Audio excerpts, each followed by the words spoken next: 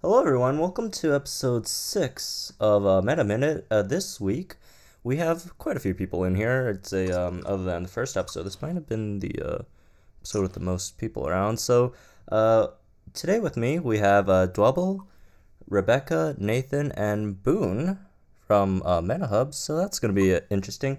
So, last week, Halloween just finished. Sorry guys, we're not gonna talk about Halloween for another week, but anyway, we're gonna talk about 1.4. So it seems like 1.4 is coming to an end, and it's been a bit more than 2 months. Usually the updates last around 2 months, so we should be expecting an update soon. And Luda did hint at some sort of update in one of their recent Twitter posts. So let's go over that first. How do you guys feel 1.4 went? Any thoughts on it, Double? Mixed feelings about it. The flyers came in, something everybody wanted. Really underwhelming though. A whole lot of bug fixes didn't happen that probably should have. Like the flyers on top of towers, dinos getting stuck in the strike towers, and several other things and issues with the strike events. But as far as balance wise and stuff, I was really impressed. It's definitely the most balanced the game has been since release. Tier list is kind of a mess in a way, just because we have so many things that are worthy of being top tier at the moment, which is really nice. But it did stretch on a little bit long, and no migration was a big downside in my opinion. But yeah. What do you think about the what happened in 1.4, Nate? I have to say, I do have to agree. Adding the flyers in was nice, but I mean, they were pretty much a useless addition. I mean, whereas they did add in the swap in abilities as well, Mm-hmm. but once again, the swap ins weren't incredibly needed, or they weren't a huge addition to the game. Mostly, the swap in defense is pretty nice if you want to swap into like an Indominus Cloak Rampage or anything like that. But otherwise, none of them are really game breaking or helped a ton in any way. I mean, most of them can be countered by either a nullifying dino or, uh, for instance, the shields just use defense shattering instead. As far as the rebalance went, I mean, I do have to agree it was a great. They did a good job with it. Some things like Sarcorixis got much needed buffs. Alicino got a buff it needed. Um, so it wasn't like there was anything that really was, in technical terms, broken as far as the meta went either. So the rebalance was good. Um, all of that was good. But once again, the migration, I feel the same way. All we really got was two dinos changed locals. That was about it. I mean, on the migration point, it's been what, 4 months since the last big migration. Maybe they are going for 4 months of migration because I can't really remember 1.2 and 1.1. I think they were the same zone. Correct me if I'm wrong, or quite similar at least. So they might be going for like 4 month migration, so like a seasonal thing. Make it a seasonal thing, and maybe that's why they didn't do too much big migration. They did throw out a Monolophosaurus Gen 2 and Dimetrodon Gen 2 out. They said it was a temporary thing, so they're probably gonna move it somewhere else next patch. They also did some, I think, really crucial small migrations. I know these aren't big stuff, but moving a Pado to Dawn and Dusk exclusive, that's a pretty big deal. That's going to slow down a lot of people's Stegodius progressions. That's going to widely affect Stegodius in the arena. So I know it's not a big migration, but that small migration really does change a lot of things. And about the balance, I also agree that it has been the most balanced patch we've seen. There's a lot of really, really good dinos. All like almost all legendaries and unique dinos are at top tier. They all have their uses, and many epics have been getting more niche uses. But I would say that in comparison to, like, for example, 1.2, a lot of commons kind of dropped down a bit. Velociraptor used to be really viable. Stuff like Deinonychus, Nindasuchus, they had their uses, although probably not at top tier even in 1.2, but they were decently strong in that meta, but not anymore at the moment. I don't feel like the only decent common, I wouldn't say it's decent, it's pretty good, is Tanical. Everything else is really hard to use at mid to high level. So commons kind of got the shaft. I think rares kind of got a bit of the shaft as well. The rare hybrids are still good, but and this wasn't really a 1.4 thing. It was kind of a 1.3 thing that they didn't really fix if they do want to, improve rares. The Warho nerfs, the Argentino nerfs, those still kind of hurt. They used to be really viable standalone rare dinos, and now they've just kind of fell off there. So how about you, Boon? How was 1.4?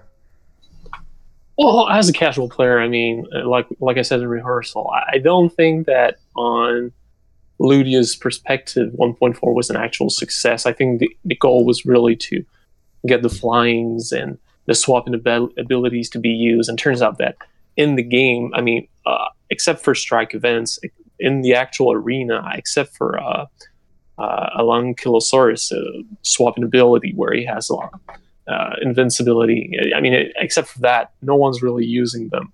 But they'd actually be a really great thing to use. But the thing is, most of the flyers are just they really can't compete in the arena. I mean, at least in mid to higher tiers. So because of that, I don't think that it was an actual success. But otherwise, it was really the update where we got the most improvements in terms of gameplay mechanics, and well, not really gameplay mechanics, but in terms of balancing is what I mean.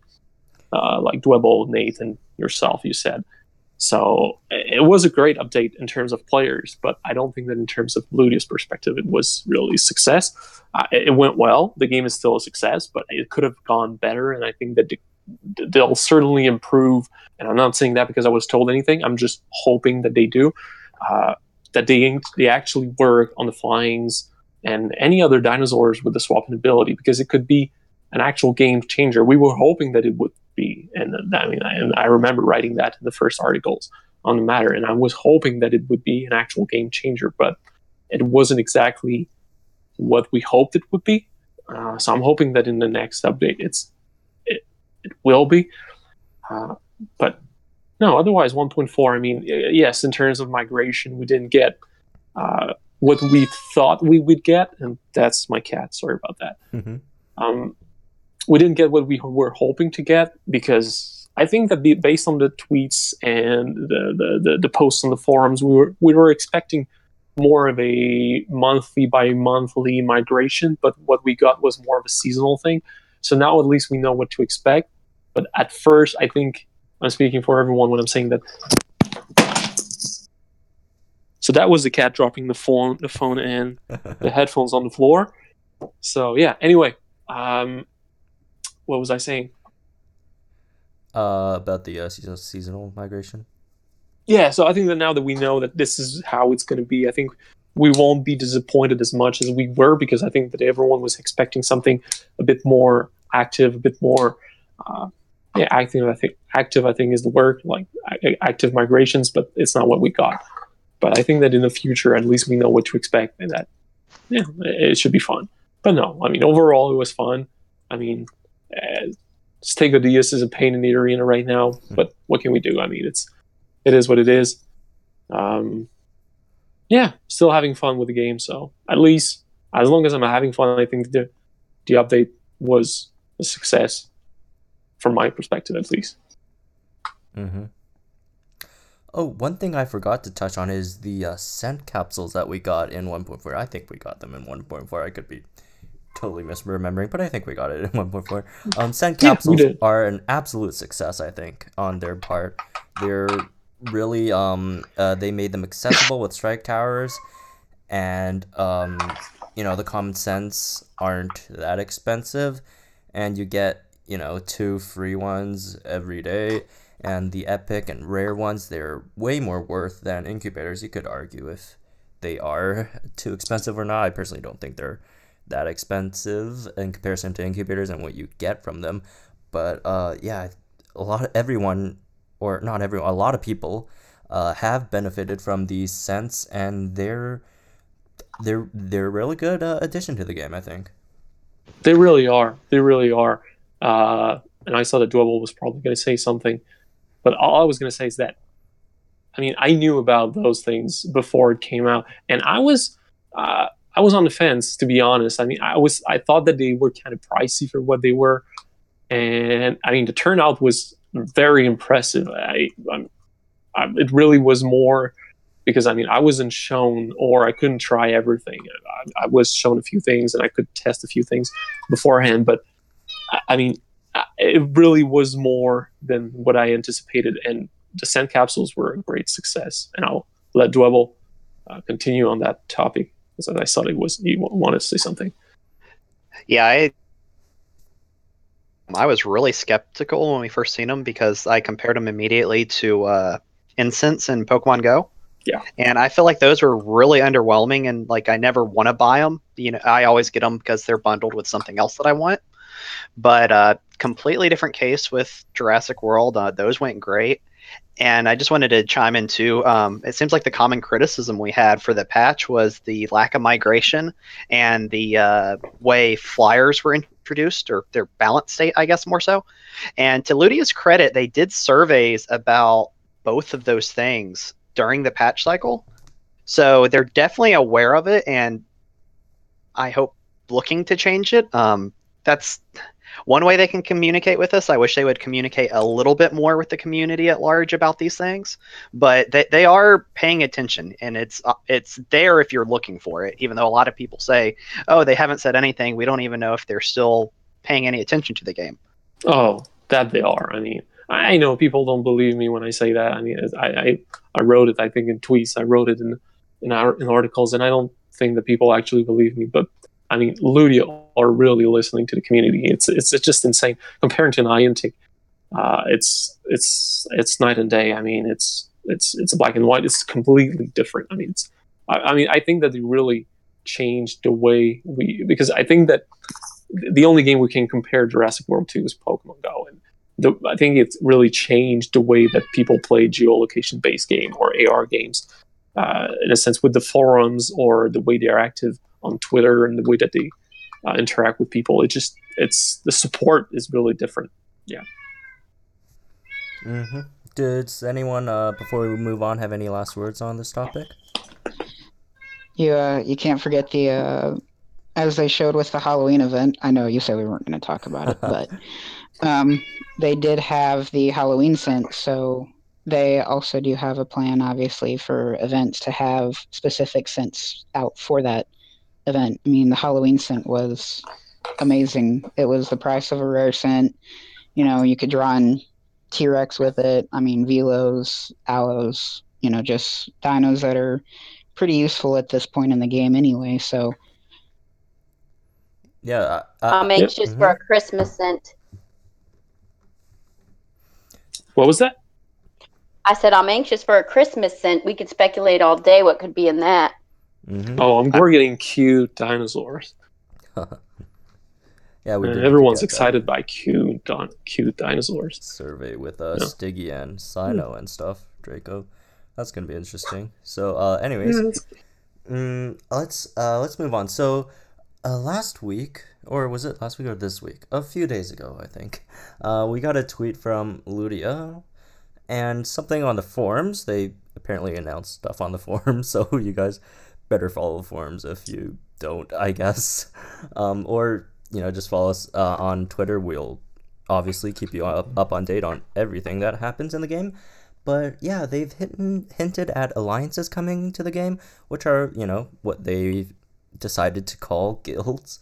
So let's talk a bit about that. So I've been playing The Walking Dead Our World a bit these few days, and I've just joined the Metahub guild, and it is amazing. Like, I know we have a lot of really strong players in the Metahub guild on The Walking Dead Our World. It's super overpowered. What they did was, this guild has, a weekly challenges that you need to complete for like really, really, really great rewards, and it's really, really overpowered, the rewards that you get. I just joined today and I got like a bunch of epic and legendary cards. It's what they did with Walking Dead Our World, I think they made guilds pretty successful. So I'm pretty excited to see what Ludia is going to do with their guilds. And by the way, before anyone points out anything, we're just speculating here. This is all pure speculation. We're not gonna say anything that is conclusive, or we're not confirming or deconfirming anything. This is just pure speculation. So Nathan, you ready to fund some guilds with your coins? Yeah, because I mean, they haven't said yet if it's going to cost yet, but I assume it'll probably cost something to start the guild. Most games, I mean, to start an alliance or a guild, you normally have to give up some form of either in-game currency or something toward making the guild. Also, what I am kind of curious on is what the guild will entail. Like if we can share coins or DNA, or if there's a limit on what we can do in the guild each week, or if there's rewards for everyone in the guild completing a certain challenge in the week. Whether that be as a guild you have to collect 100,000 coins a week, or you have to collect so much DNA a week, something along that lines. I doubt that we'd have to collect. I mean, collecting coins would be, unless they can actually disable collecting coins through the store. And I don't think that we're going to have to collect coins. But I kind of like the idea that you have to collect, gather things, or defeat something together. I mean, it's a bit different than the Pokemon Go type of thing, in the sense that you just have to gather together and defeat boss. But if you have different goals as a community, and that the community doesn't have to physically be linked to each other, I think that's a really great asset to the game. And I think that in the world of Jurassic World, I think it's the only way that it can actually work, because if it's physically linking people together, it doesn't. I don't think that it has the player base to make it work the way the Pokemon Go does.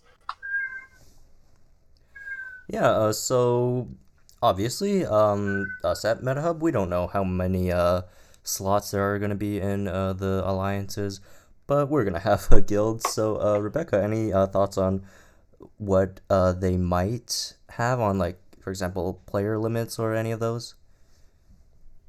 I'm not sure, but I know that I'm excited about it, and I'm excited about what the Discord can do for those who don't have other people to join in an alliance with, and how we can help them meet up with other players to get these rewards on a grander scale.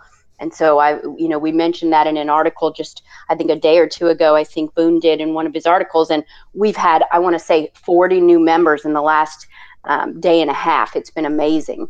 So I'm excited about that. Yeah, and Dr. Reb is actually the one who made me realize that. I honestly didn't think of it at the moment of writing the article, but it's true. I mean, I think that the Discord is really going to be helpful for the players to find other people to do whatever needs to be done together, or simply join an alliance. It's just really going to be useful for that. And I think it's really, I think it's going to step up the game to a whole new level. At least I hope that it does. It's already, and I mean, well, I don't want to say that the game has already created a sense of community. I think that Metahub and potentially the Ludia forums have helped with that. And what I mean is that we've helped with. Anybody help me? Like, just say what I want to say. Having a hard time. So we've helped, like, creating the sense of a community in the game that was lacking before, I think, or that the game would have lacked. And I think that this new feature is just gonna step things up to a whole new level, and it's gonna be very exciting. At least I'm excited about it. I've always been kind of a lone player, so that's gonna be really great to not physically play with people, but at least have a way of playing with others, like wherever you are, no matter who you are or how good you are, actually. Because I mean, I'm from Metahub, and I think that we can all admit that most of Metahub family players are very good player. I mean, it's sometimes I check the leaderboard and I'm like, what the hell is going on over here? And and then you look at me and I'm just like down at the bottom of the drain.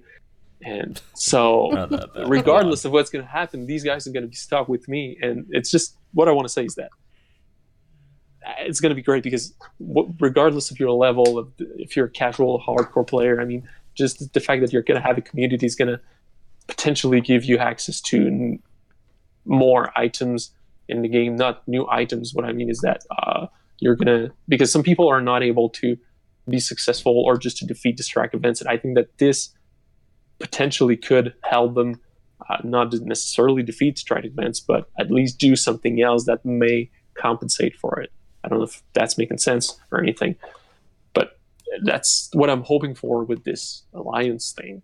I'm really looking forward to it. I'm always excited. I mean, I'm someone who's easily excited about things, but this aspect, I've been waiting for this for a while, and I'm really looking forward to how people are going to react to it and how it's going to be actually implemented in the game. I hope you guys are excited too. Yeah, and we haven't really discussed it among the staff yet, but I'm pretty sure when guilds, or I keep on calling them guilds, alliances come out, we should have some sort of a channel to, get guilds together. If you want to invite people, create guilds. I'm sure we will get something in the Discord. So if you haven't joined our Discord yet, I'll leave that in the leave a link down in the description below, and hopefully we would get something going. It really I mean, I can guarantee that something's going to happen. We're not going to let people have to figure out a way to reach out to people. No. We're gonna help them out. That's for sure. We're gonna have more than one channel if needed.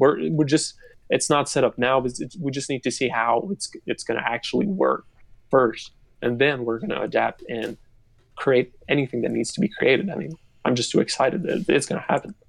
And not only that, depending on how many people are in guilds, I've already discussed we could have tournaments to see who could get into the Metahub guild. That would be, or alliance, I'm sorry. That would be fantastic to give players the opportunity to get into that guild and, be able to experience that with us. That would be fantastic. That's a terrific idea. I mean, I don't know why I'm supposed to be in charge of Metahub, right? Because having the best ideas I've ever heard. So that's an excellent idea, but it all depends on how many people can actually join a guild alliances. For those who don't know why we're all mixed up with guilds and alliances, it's just because that in the previous APK, an old one, if I remember correctly, right, Pussy? Yeah, it's. I mean, in the APK, it was mentioned guilds and not alliances. So I mean, we're kind of we're mixed up about that. When maybe it's going to get cleared up when the feature actually gets into the game. But for now, we're just a bit mixed up about this. But it's all the same thing. Yeah. Everything that I've always played, it's always been guilds. I mean, I think the only game that I played that it was called an alliance was Game of War, and that was the last one I played that it was called an alliance. Everything else has been guilds since then. So the way I see it is, and the way I see it, I think that guilds, at least in my head, it sounds more medieval or something. So that might be the reason why they moved away from it. I don't know. It's really just me. I mean, I could really be confused. I don't know, but that's just how I see it. So it would make sense to me to call them alliances instead of guilds, because I mean that's how it sounds to me. But I'm probably the only one, like usual. Yeah, in the data mine in October, we what we found in there was they called it guilds. So anyways, we're not since we don't know too much about it at the moment, we're not over promising you guys, but be sure to see some of those in the future if their alliances are set up as we are speculating. So speaking of speculating, any thoughts on guilds, Dwebble? Yeah, as far as alliances go, we're still not quite sure if it's going to be more like a traditional guild from other things, or you select a team like in Pogo, because the icons they showed in the tweet where they announced them, which looked good for the most part. I didn't like all of them, but I really like the Stiggy one. But I really hope it's not like Pogo, just because I don't feel like the game really supports any sort of feature like that. But and I hope the guilds aren't too big. That way, if they give us weekly challenges or something, which I think it's going to be weekly or monthly or some sort of challenges like that on a refreshing basis or recurring basis. I think that's the best way to do it. But if they allow too many people to join, it makes it too easy unless they like tier the rewards and say if you do this much you get a lesser reward, and if you do twice as much you get a little bit better, so on and so on. So I hope it's not too big. I'm probably guessing somewhere in the ballpark of 25 to 50. Mm-hmm. So that would make sense. I mean, around 25 I think would make sense. But I honestly don't know. I mean, it's not something that Ludius told me or anything. I honestly don't know how many people are going to be in there. But around 25 would make sense to me. Right. I mean, it has to be a challenge. If there are any challenges, it has to be a challenge. It can be something. I mean, let's be honest. The strike events, like the gray ones, the common ones, anyone who's played for more than 2 hours can do those easily. So those aren't really challenging or anything. So I'm hoping that it's going to be more of a challenge than those. That it's going to be more of like the epic strike events. Something that's really challenging, but at least that you can do. The more people you are, the easier it is. Right, and another way they could do like straight rewards, like scent capsules, for instance, or something. If you collect so much epic DNA as a guild, or if you spend so many supply drops as a guild, or something to that extent.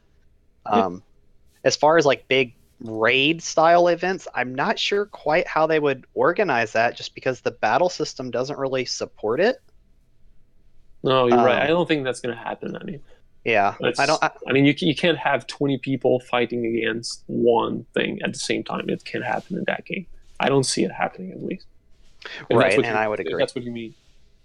The other way they could go about it, instead of just giving straight rewards like that, maybe some sort of guild currency or points that you earn for completing said missions or whatever. Of course, this is all hypothetical still, so don't quote me that we're getting missions, but it just makes the most sense. Yeah, I mean, whatever we're saying, don't quote us on anything. I mean, it's all like Bosi said earlier, it's all speculation. We're not saying that anything is going to happen the way we're saying. We're hoping that it does, but. Mm-hmm. But yeah, it could build up like currency, and say each member gets a cut of it, or everybody gets the same amount, and then you could spend it to earn, incubators or scent capsules or something that you want to spend it on, or maybe the guild shares the reward and everybody gets a scent capsule if you spend it and stuff like that. Another interesting thing I think they could do with it is introduce an in-game chat. That way we can actually communicate without having to, switch. Like when you're out playing the game, it's kind of a bother sometimes to switch between it and Discord, because that 2 seconds that you're off of it or whatever, you could be walking out of range of an epic that spawned behind you or something. So kind of worrisome in my mind, but no, I can agree with you on that. I'm hoping that they do. It would make sense. I think it'd be a challenge to implement in a game. I mean, I know other games have done it, but I mean, because they need some sort of moderation. It's not going to be it wouldn't be actual people behind that. But I don't know how other games do it. Actually, I'm just curious. I'm drifting off, but I'm hoping that they do. I don't think it would be as bad in a guild where you chose the members and stuff. It's not like you're interacting with the public at large. But I will say I definitely don't want it to be based on proximity, because I feel like I'm kind of fortunate where I'm at as far as number of players. We have a small Facebook group, but as far as actual people that I know that play, it's really only 2 people. and it's really hard to get together sometimes. So I don't want it to be like Pokemon Go where you have to be with those people to go do something. I really hope they take advantage of the online global community, especially since we do have a smaller player base. And hopefully, if they do it well, that we'll see that player base grow. I think this is definitely a way they can grow the game. Yeah, yeah, I agree with that. All right, so that's all the time we have for Guild. So moving on, let's talk a bit about Metahub. If you guys don't know, all of us on here are from the Metahub Discord, and if you if you never visited the website yet, I don't know why you're here. I don't know how you got here, but still, let's talk a bit about how we've been influencing the game or community in general, and how we've been doing things and how we're gonna go forward. So how about let's have a Boon just talk a bit about that first. How we're going to go forward? Wow, that's a good question. Even I don't know that. I'm just, I'll be completely honest, it's a day by day thing. So, but the way we're going to go forward is that I really want, and I say I, but I think that I can include Zerogan. If you don't know him, he's the actual owner of Metahub or any hub franchise things that you can see. We have Pokemon Go Hub, Metahub, and Wizard Unites Hub as well. But we really want to include the community with whatever we do, and that's for sure. And I think I'm doing it the best way that I can. I'm trying to make calls or posts or anything. I'm just trying to get the community to be involved in articles, in tournaments, in anything that happens on Discord. That's something that I really want. Not only because yes, I'm crazy busy and I need some help, but also because I like the community's input and I want it to be part of what we do at MetaHub. So I'm really hoping that we can continue with that. And I think that's it's basically how you guys joined the team. You had great input. We started talking, and one thing led to another. We got in bed. It's just that's how things came to be. And most of the things you just got it right. Most of the things that are done at MetaHub come from people from the community. So I always welcome people reaching out to me or to one of us, because that's how we can create things. That's one example. I think some of you might know, well, you guys will know, but some of the listeners might know about Orange Heart. He's the new artist that we have. He's been there for a while now, but he's the new artist that we have over at MetaHub. And I never made a call for an artist or anything. I tried to do a few things myself. It was horrible, but who cared? But now he came to me at some point and he offered something, and I was like, wow, that's incredible. Where was this guy all along? And it just one thing led to another, and he's now the actual artist for MetaHub, and we're going to help him be as famous as we can. It's just incredible what he does. But yeah, basically all that we're going to do moving forward at MetaHub is really to include the community for the things that we do, but help the community as much as everything's about the community, basically. I've said that word too much. We need a synonym for that. Yeah, when we talk about MetaHub, our articles, and sometimes we bring you, for example, the spawn guides, spawn mechanics, and spawn rates and stuff. Those are just hard facts of the game that we have there. Those are the data, and we present it to you guys. But then we also have some more, I guess, opinionated pieces. For example, the most influential piece I think we put out every update is the tier list. Everyone really looks forward to that, and this time Dwebble had a really big part in that. So I was just wondering, Dwebble, how do you think the tier lists that we put out at MetaHub really influences the game in general? I think it gets a lot of visibility, even people that aren't really members of the Discord, just by their own choice. Or I'm sure they might be sitting there and maybe they just don't chat much. But I see it mentioned all the time on Reddit and stuff. Everybody seems to pay attention to it. give their feedback. For the most part, it seems like a lot of people agree and like the thoughts that we put out with it. Of course, there's always disagreement because that's just the nature of a tier list. Mhm. But I know I really enjoy setting them up, and we're trying to grow that team because the more input we have on it, the more accurate it's going to be. Yeah, so that's Yeah, and Mhm. honestly, I mean, I have no part in the tier list. Let's be honest, guys. I think the Dwebble and Postmon and all of you guys actually worked on that, and like you said, I think mostly Dwebble, but it's incredible what you guys put together, and the fact that last time you provided the thought process behind all this, I think for myself and for the community, it was really helpful to to know how things were happening and how the decisions were made and everything. So the last line was really huge. I had big expectations for the next one. I'll be honest. I'm just kidding, but it's no, it's the tier list is really great. It's something that even on the Facebook group, that most of them they're not following MetaHub directly, but they mention Apex, they mention everything, so they know about it. People know about these things. It's even though they probably don't even know about us, but no, the work that you guys do with the tier list, I think it's what represents most of the MetaHub. No, what I mean is that it's what represents MetaHub the best. It comes from the community, and it's just I've got to stop saying that. Somebody else talk, please. Yeah, so looking at the leaderboards, when we see what people use, people at the top, most of their dinos are either Apex or Alpha dinos, and for the thousandth time, Alpha dinos aren't bad; they're really good. So don't don't get on me for that. But yeah, it really does shape the meta to an extent.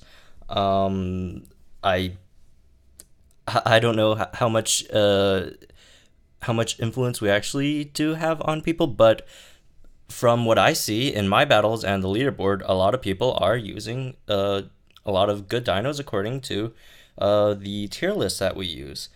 And yeah, I think I don't know if it's helpful for me personally, because I don't want to face people with really smart dino choices. I'd prefer win more battles for myself, but everyone's having fun, everyone's getting some strong dinos, and those who don't have the time to do calculations and stuff will do it for you. So anyways, speaking about community, how does this community that we build on either Discord, Reddit, or the forums really feel like, Reebeca?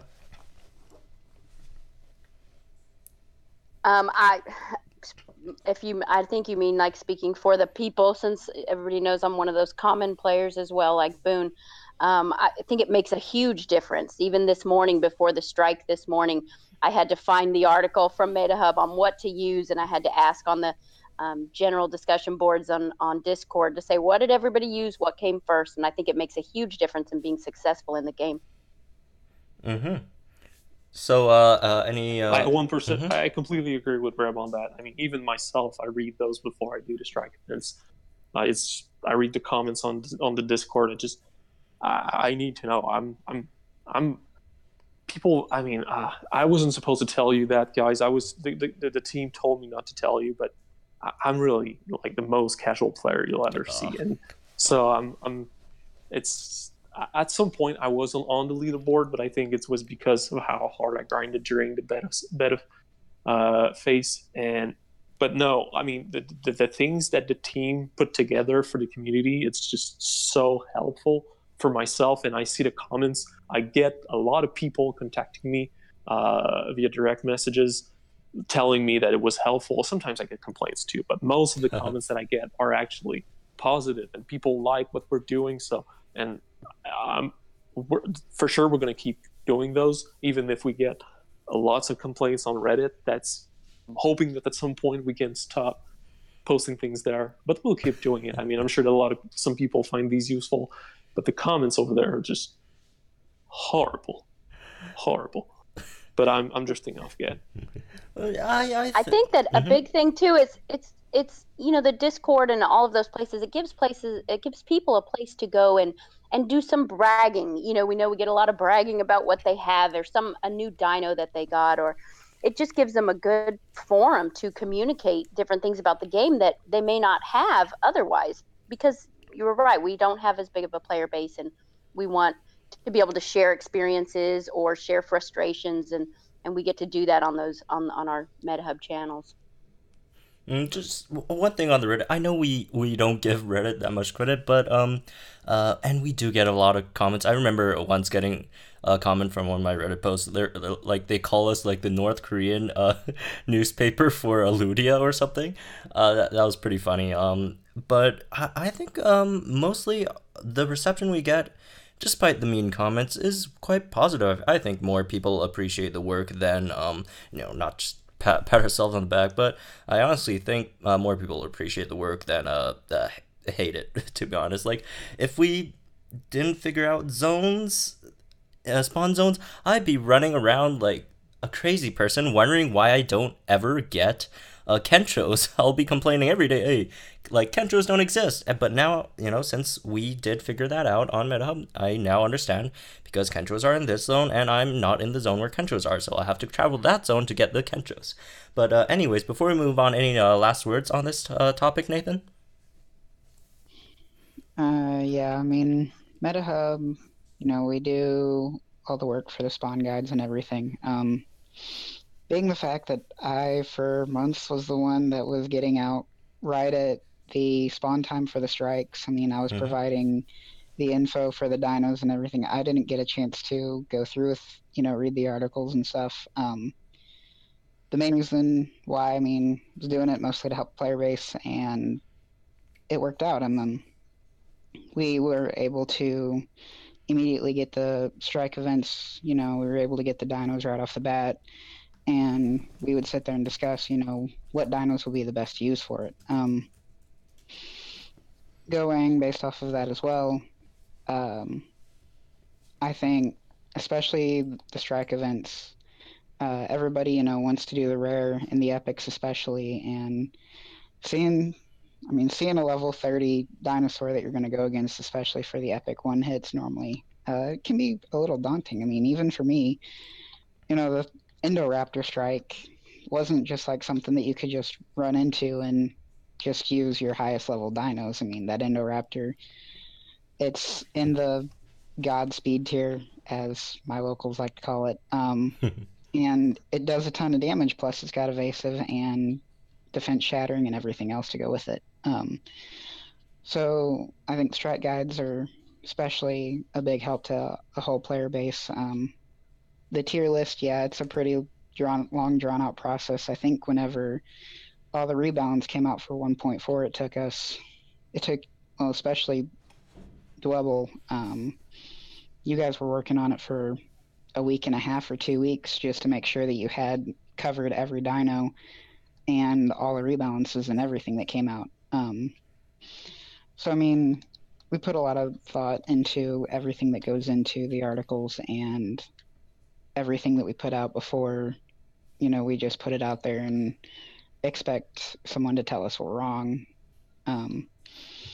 So, I mean, we'll always get the negative comments, which we understand, especially for the tier list. I mean, I don't know how many times I've even saw on Discord or Reddit, a couple other places, the shaming about this dino or that dino being in the wrong tier. I know especially for the 1.4, I think Utarenex and Gorgo were two of them that I saw the most that people were Utah complaining Sino. about the tier it was in. So, I mean, we'll always get that, but it just depends also how you use the dinos, I guess, and what's your favorite.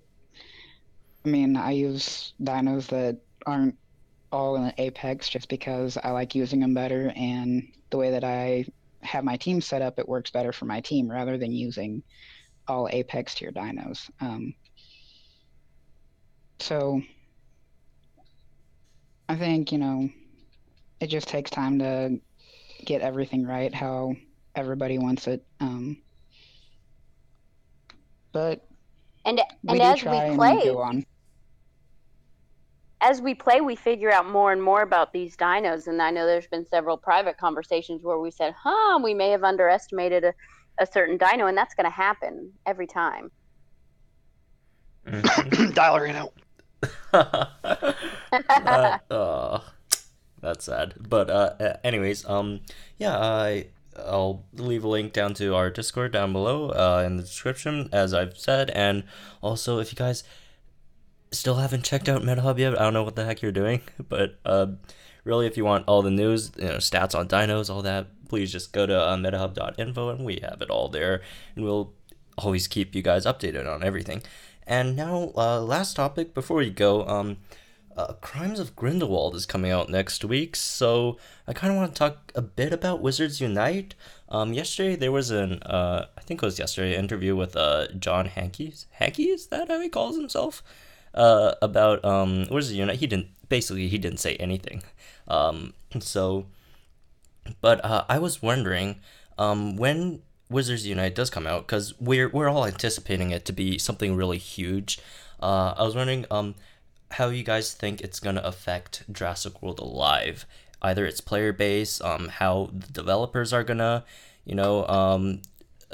take their game in some kind of direction, or just in general how it's gonna affect even AR geolocation based games in general. I don't think it will affect Jurassic World Alive. I think to some extent it may affect Pokemon Go, but I don't know if you guys tried Ghostbusters World. I have a feeling that the mechanics might be somewhat similar in the sense that, have you guys tried Ghostbusters World first?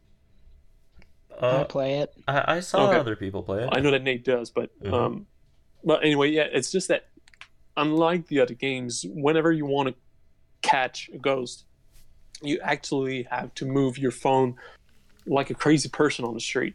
And I somehow have a feeling that it might be something that we'll see happening in Wizards Unite, and that's something that scares me, because it's something that it's the thing that's turning me off a bit from Ghostbuster World. The graphics somehow are fine, but anyway, drifting off again. No, I don't think that it will affect Jurassic World. I think the fan base is completely different, and I think that they won't. I mean, the reason why people are sticking to Jurassic World is mostly because of PvP. It's one of the only games that has that in terms of geolocation-based game, and it does it incredibly well. It balances frequently and everything. So I don't think that it's going to be affected in any way because of that game. I think that the effect is mostly going to be on Pokemon Go and other games similar to what I'm suspecting it would be like Ghostbusters World. So no, I think the Jurassic World is here to stay for a while. I know that they have plans for a long time, and I'm excited about all this. So no, and Metahub is going to stick around for Jurassic World Live so long as people are going to play it. That's for sure. That's a guarantee. Mm-hmm. So, how do you feel about it, Reebeca? I know you've been super excited about the game. I'm still excited, and I mean, this is, as a girl player and as a slightly maybe older player than some of y'all, this is just up my alley. I'm excited about it, and we just want some information on it. Really, at this point, we're just waiting for them to give some kind of announcement and give us some dates, or even, just general timing where we might expect it. But I think it's going to be fantastic. I know it's going to be hard for me because I love JWA, and I'm going to be splitting my time between both games, I'm certain. Mm-hmm. Dwebble? Okay, so let me start by saying I still play Pokemon Go. I still like the game, but I really hope Wizards Unite learns some of the plus sides that Jurassic World has and how quickly it got there. I really hope it doesn't draw more attention because, like I said, I was out playing Pogo. Well, every community day, really. You see these huge crowds of people here locally, at least, walking around downtown with their faces buried in their phones. And earlier today, even, we got stopped several times by firefighters because they were up putting Christmas lights up around town and stuff. They're like, "What's everybody doing out here on their phones? Did something happen?" And it's like, "No, we're just playing Pokemon. It's okay." and we've been stopped by cops before and stuff. So I hope it's not something too crazy, like Ghostbusters, where it's drawing more attention to us while we're out playing. But I do hope it learns, from the plus sides of really any of the AR games. And even if it comes up with new ideas, I don't know much about Wizards Unite yet because, they haven't put out much information. But if it has great ideas, I hope Ludia also watches it and, learns from them and maybe implements it into Jurassic World somehow. And it just makes them all better. I'm really excited. I don't think there's a huge overlap in particular between Jurassic World and Harry Potter, but I think both have pretty large fan bases, so there's going to be overlap, and unfortunately, a lot of people are going to have to choose. I'm really excited that I have 2 phones and unlimited data because I'll probably be running around with Jurassic World up on one and Wizards Unite up on the other all the time.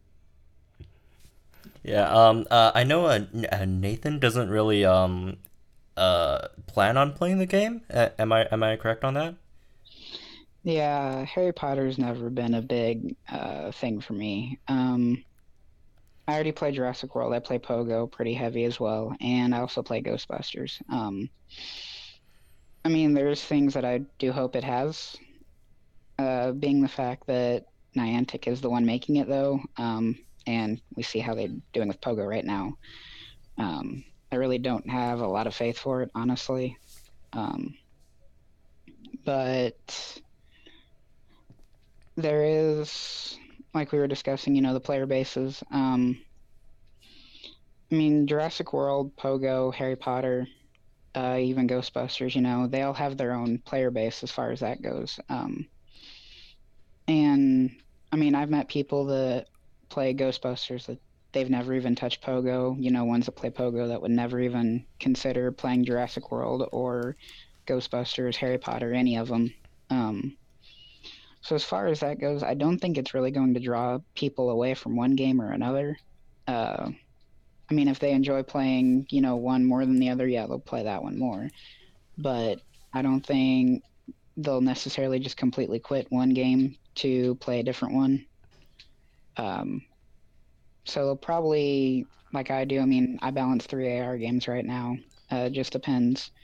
Like, there's stuff I can do on Ghostbusters that, like, I can do research that's going to take 12 hours. So that 12 hours leaves it open that I can play Pogo in that time, or I can play Jurassic World. So there's things that keep me busy between each game instead of just having to solely focus on one game. I feel like it may draw in a whole new player base of people who have never played an AR game before. I feel like this is going to be something that everybody says, Harry Potter. I know Harry Potter. I read the books. I watched the movies. I love it. And let me check this out. And it may just bring in an entirely new player base that's never touched another one of these games before. Yeah, that was a point I was going to make. Hopefully, if Harry Potter is as successful as they are making it out to, be, it will make it'll get more people interested in AR games. It'll expand the market for AR games, and those who who come in to play Harry Potter, Wizards Unite, and they weren't too interested, but they like the concept of AR geolocation based games, and they might go around searching for other ones. And if they're interested in Jurassic World Live, or Ghostbusters, or The Walking Dead, or whatever, they might check those games out. I think in general, Wizards Unite is going to be a great thing for the AR geolocation based games market. I think it's mostly going to help the player base, not take away from it. And hopefully, companies like Ludia, if Wizards Unite is super successful, they will find ways to make Jurassic World Live even more better, more appealing to people, so they could, go out and try to get more of their share in that market. And that means better stuff for us. So all in all, I think it's gonna be great, either for the game itself or even Jurassic World Alive and, other AR geolocation based games. So that's it for today. We went on a bit long. Usually we have the show at around 40 minutes, but we're going a bit overtime, so we're gonna stop here. So Yeah, blame Boon for that. yeah, it's you just had to sink that in You there. had to. You had to. You Dude. just had to. Or did I? Oh, so sorry, guys. Didn't mean to. But thanks to everyone who joined here, and thank you guys for listening. Please check out the website and Discord down below, and we'll see you guys next week.